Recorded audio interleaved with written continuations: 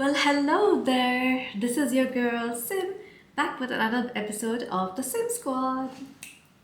I'm dressed up like I'm graduating uh, something important like college or something. I don't know, but it did like I had it like in my mind. It was completely different, but when I wore it, I was like, too late. I don't have the energy to iron more clothes and everything, so I just decided to stick to this one. So just bear with me. So everybody who has seen my video about my fibromyalgia condition, I just wanted to give you a little update.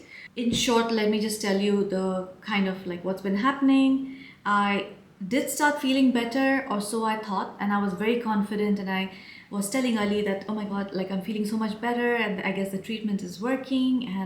And then like the very next day, it was so weird that the day I told Ali that, dude, I'm feeling so much better, like I'm so happy, I'm thankful to God, I'm thankful to my doctors, like. And the next day, actually the same night, I went to sleep, and in my sleep my body like became stiff like a frozen chicken, and I um, couldn't move in my bed, and every time I was moving I was moaning in pain. I got like terrible nightmares, like terrible nightmares. Like I kept waking up like it was a very gory nightmare where like there were like bodies and like blood and gore and everything. It was like a messy one, and like I freaked out. Woke up screaming, and Ali freaked out because he was fast asleep, and then I just like was like ah, and then he was like ah, so that was not pretty at all. I met up with my doctor again, and this is a different doctor, yeah, and he suggested that do not take Lagaflex all the time. So if you've seen my previous video, in that, like, my first rheumatologist, he just kept giving me Lagaflex as a treatment. So I had to be on Lagaflex like all my life, and he kept telling me that it'll improve and we'll slow down. But then Lagaflex is something, it's a muscle relaxant, but it has a lot of side effects. So when I consulted the second doctor, he was like, no, that is for temporary treatment, so you can have it like for 14 days or maximum 21 days, and then stop, because like you will definitely start having issues with your kidney, with your liver function. So he was like, that's not, you have to be very careful with that medication. So he's like, if you want, I can give you like bursts of 14 days like courses on and off. But then I told him that, listen, I'm already taking other medications and I don't want to complicate stuff. So he did tell me, at night I used to in the morning I take Zoloft, and in the evening he told me to have tryptazole, but I was taking only 25 mgs. Now he's asked me to increase it by a microdose, which would be like half of 25, so it's like 25 and a half. And he said like gradually you will start feeling better, because that is given as a treatment to treatment for fibromyalgia. So I started taking that, and that's when I assumed like, oh my gosh, I'm feeling so much better, and I was excited, la la. And then like I had one of the worst fibro flares ever. And now I'm trying to like keep a track, because I'm gonna have my periods like anytime today or tomorrow. So I want to know that, does it have a correlation? If you guys know, please tell me, because I am literally learning everything by experience. Yeah, I read stuff, but like, yes, okay, few of them it's like exactly what I'm going through. It's there, when I read about it in forums and stuff. But sometimes like people say, oh, but this, that, and I'm like, no, but that's not what's happening with me. And I start questioning myself, that am I like, I shouldn't say this, but like I keep like, oh my god, am I imagining this? Or but like the pain is so real, and like the doctor has diagnosed it. So I'm like, do not like overthink, stick to what the doctor has said. So I've substantially reduced the consumption of caffeine. So I have like one coffee, and then I do feel like having coffee because I am an addict. Like coffee is like an addiction for me. So I started having decaf coffee. So like one cup is like a proper coffee in the morning, and then like I have 1 or 2 cups more of the decaf. I'm trying to have more of fruits and vegetables, especially the green leafy ones. So I'm cooking the green leafy ones, or if I order it from outside, I make sure it's steamed or something, and then I try to like take in a lot of greens. I also started my multivitamins again, because I started like my hair fall was I've never had so much of hair fall ever. Like if I comb my hair, like there's hair everywhere, and I was just in shock. Plus my nails Do you guys remember I was like, oh, I can't put nail polish because I'm letting it heal, because my nails have become so brittle and so thin. And I remember like my nails used to be like that when I had like a lot of deficiencies. So I have just started taking my multivitamins, which are specifically aimed towards women. And already I'm seeing like difference in my nail. Hair fall has not stopped yet, it's too early, but like, yeah, I hope that stops. But I also had started like doing exercises. So the doctor told me first start with stretches and then move on to like mild resistant bands, and then see if you can move on to weightlifting or cardio. In my case, I love doing cardio. I hate lifting, but cardio is one of the main causes of my fibromyalgia attack. If you're hearing crunchy, crunchy noises, that's Marcus having his food right behind me. And I love Marcus so much. Yeah, so I started doing stretches, and then my butt on the left side, it just cramped up, and it did not stop cramping. Like there was a cramp, and it just like my it was so painful. I couldn't walk. I literally, when I was walking weird because like one butt was like frozen, and like even when I was sitting down or lying down, it was just hurting so much. I could not stop like complaining about the pain. I kept telling Ali, do something, do something.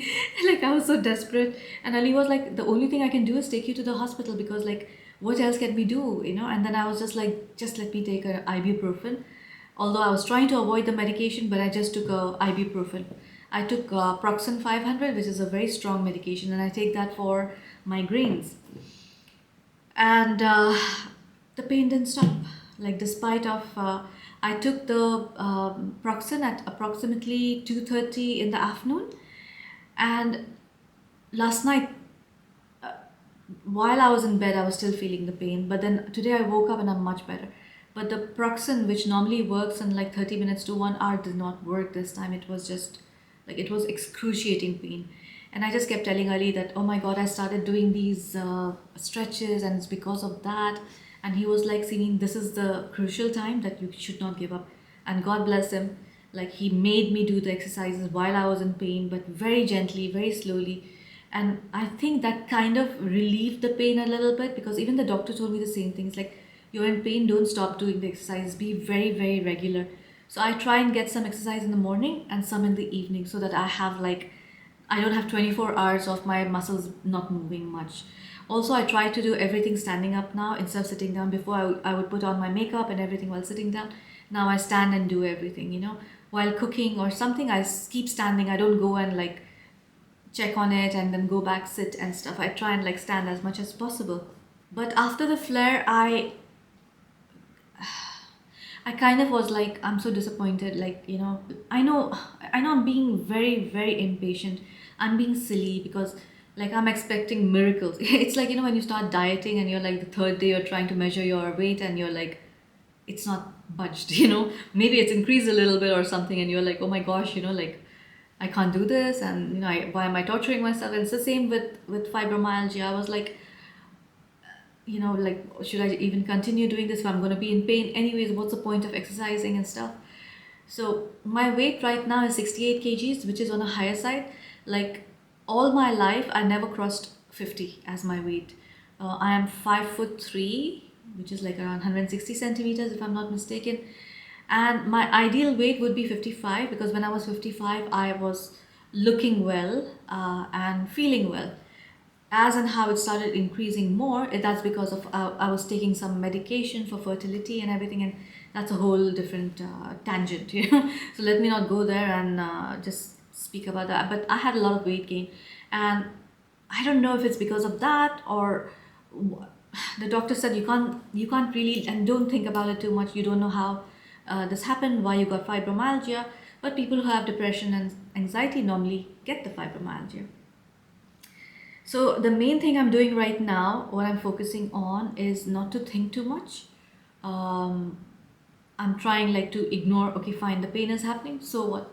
Let me take, like, if it's too bad, let me take the medication or just go on about my day, hoping it'll get relief by itself, or but at the same time, I'm pushing myself also to start doing slightly more aggressive stretches and everything so that I can increase my pain tolerance, you know. Um, yeah, I don't know. When I talk about this issue, I just like, I feel drained, like automatically, like I was filming all this time and I was in such high energy, and now I just feel like low, you know. Because it's not easy talking about this, it's not easy being in this situation. And even if you tell people you have fibromyalgia, they're like, oh, okay, so you have a bit of pain, just take a Panadol or something and you'll be fine. And I can't explain to them that, my gosh, these medicines don't work. It's not working, it's just hurting a lot. So, yeah, I guess like I thought a lot before I posted about my fibromyalgia, because I was like, dude, people are not going to understand. They're just going to be like, oh my gosh, another fancy, you know, disease to your title, you know.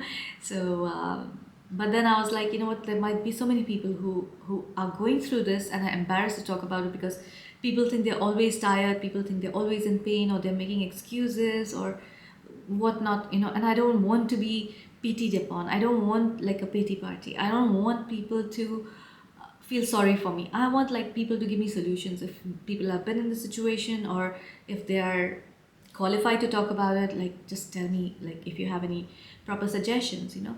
But people do need to come forward like more when they have conditions like these which are chronic, and talk about it and normalize it, so that like we all of us like feel okay. It's just like any other disease. It's like having diabetes, or it's like having I don't know what other disease are there. I'm being so ignorant. Okay, like blood pressure or something. You know, you take medications for it, and you won't call a person who has diabetes or blood pressure weak, or oh my gosh, you're like, you know, imagining it or something. So yeah, for everybody to like normalize the fibromyalgia as well, like we need to talk about it more.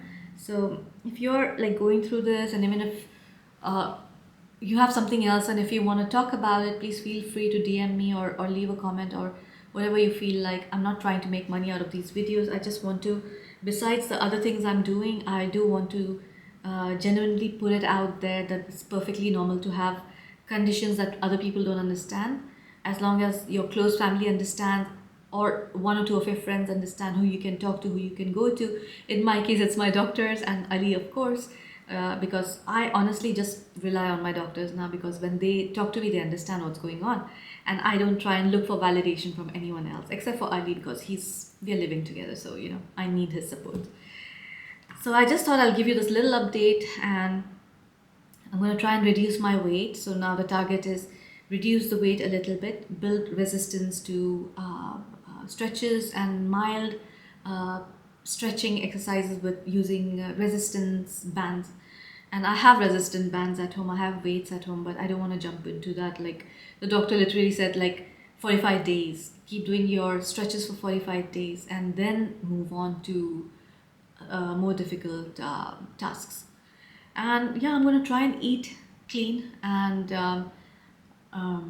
try and not have any processed food, like including snacks and confectionaries, and you know, anything that's processed. For that matter, I'm trying to avoid having bread as well, because that flares up my fibromyalgia. So I'm trying to avoid gluten. I'm already lactose intolerant, I know that, so I can't have like milk and stuff. So I have my coffee and tea and everything with almond milk or oat milk. Um, and yeah, slowly and steadily, I know I'll get there. So yeah, that's my update. I'm trying to give monthly updates, so that it's like okay, did anything work for me, and maybe it'll work for you as well. So if you have any suggestions, please tell me, like if are there some specific foods I should try and eat, or what I should be doing. But I appreciate that you took time to watch this video, and please do share your experience, because I really need to know. I really need to know what other people go through, and you know, I'll be more happy if somebody messages me or something and talks to me about it, you know. So do let me know, guys, and I'll see you in the next video. Until then, bye.